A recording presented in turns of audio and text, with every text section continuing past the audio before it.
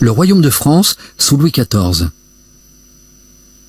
Quand Louis XIV arrive au pouvoir, la France est le pays le plus peuplé et le plus puissant d'Europe.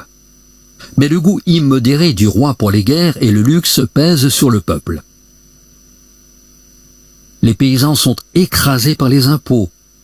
La taille finance les armées du roi. La gabelle est un impôt sur le sel.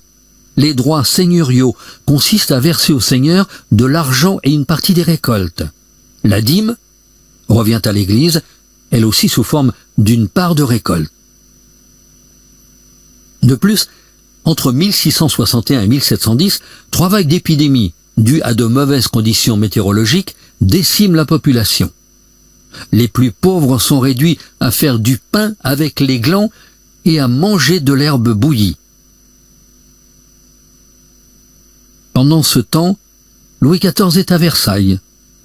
Tenant son pouvoir de Dieu, il veut que tous les Français soient unis dans la religion catholique. En 1685, il interdit donc le culte protestant en révoquant l'édit de Nantes signé par son grand-père Henri IV. À nouveau, les protestants sont chassés et persécutés. Les soldats du roi, appelés les dragons, sont chargés de les convertir de force. Les protestants, appelés aussi huguenots, cherchent alors à fuir le pays. La France perd ainsi de nombreux artisans, comme par exemple les horlogers qui vont faire la renommée de la Suisse. À la fin de son règne, Louis XIV est devenu très impopulaire.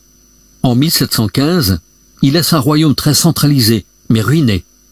La France ne domine plus l'Europe.